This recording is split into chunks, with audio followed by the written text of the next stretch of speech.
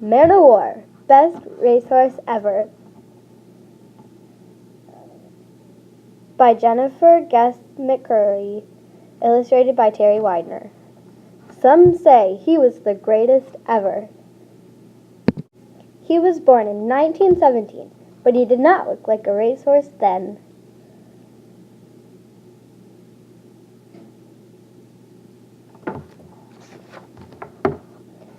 When Man o' War was 1 year old, a horse trainer named Louis Futsal came to see him. Louis's boss, Samuel Riddle, wanted to buy a new racehorse.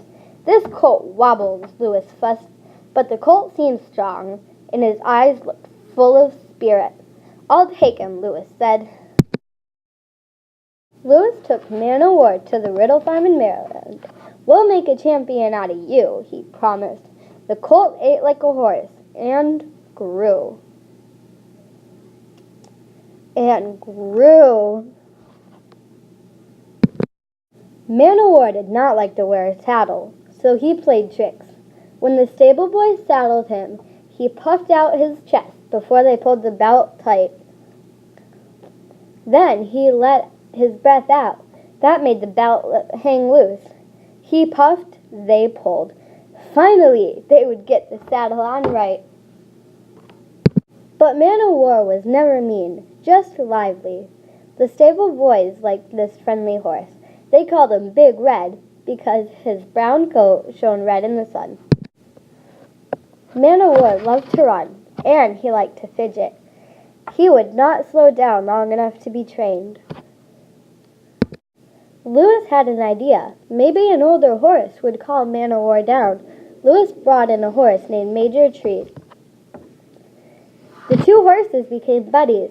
They liked to stay side by side. Now Man o' War was happy to train. When Man o' War turned 2 years old, he didn't wobble anymore. He was graceful and fast. "He's ready to race," Louis said. Louis took Man o' War to New York for his first race. When the flag dropped, Man o' War galloped past all the other horses. He won by 6 lengths. Man o' War won 5 more races in a row, but Louis was worried. The owner of Golden Broom wanted a private match. Golden Broom had beaten Man o' War during practice. "Can Man o' War win this time?" Mr. Riddle asked Louis. There was only one way to find out. Man o' War charged ahead. He dashed across the finish line. "First, we have a champion!" shouted Louis. The crowds agreed. They loved Man o' War. He was powerful and fast, but he still liked to fidget.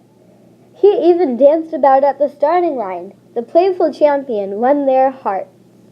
He'd won every race he ran. Then came the race no one would forget.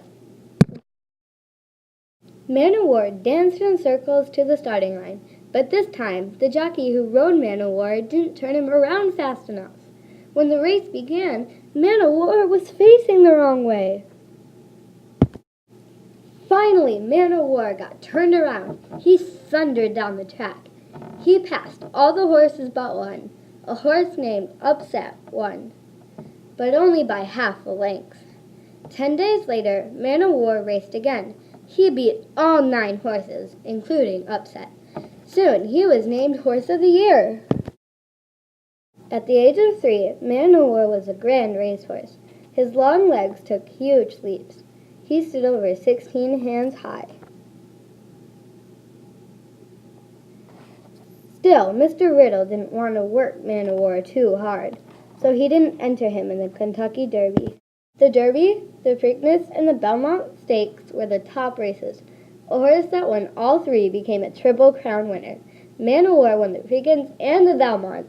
He even set a world record for speed. Fans crowded around his stall. Sports writers wrote about him. He was the most famous horse in the world. But now, owners refused to race their horses against him. What's the use? Their horses didn't have a chance. Then Upset's trainer said, "I've got another horse that can beat Man o' War." It was John P. Grier.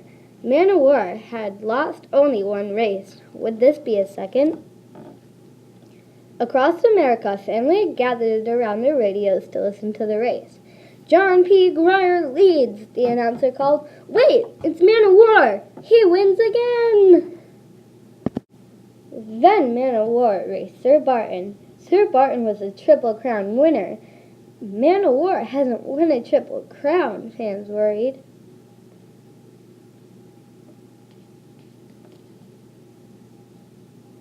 The two horses took off. Man o' War dashed far ahead.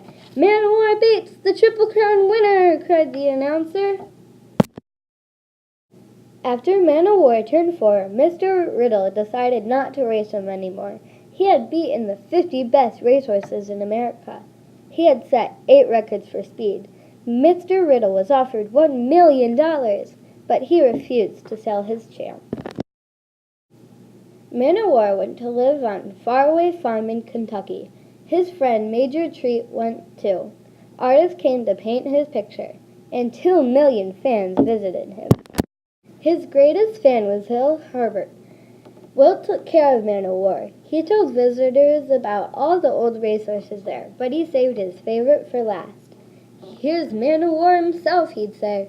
He broke all the records. He beat all the other horses. He's the best racehorse ever.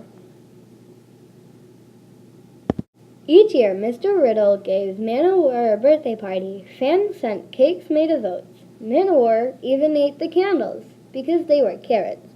Man o' War turned 21. Fans turned on the radio and heard the party. In 1947, Man o' War died. He was 30 years old. Thousands of fans went to his funeral. Many more listened on the radio. 10 years later, Man o' War was chosen for the Racing Hall of Fame. In 1999, he was named the greatest horse of the century.